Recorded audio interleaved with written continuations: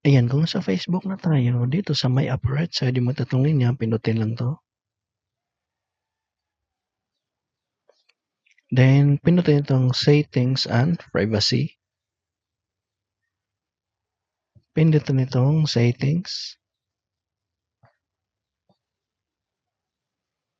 Then, pindutin na itong Notifications. Pindutin itong Tags.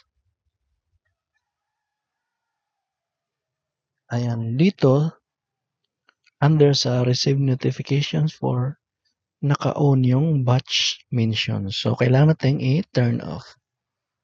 Ayan, so sa ganitong paraan, kahit may mag-mention sa'yo na at highlights at followers, hindi ka na makaka-receive ng notification. Sa ganitong paraan, kapag naka-off ang batch mentions, ay kahit i-mention ka ng content creator na finalo mo, ay hindi ka na makaka-receive ng notification.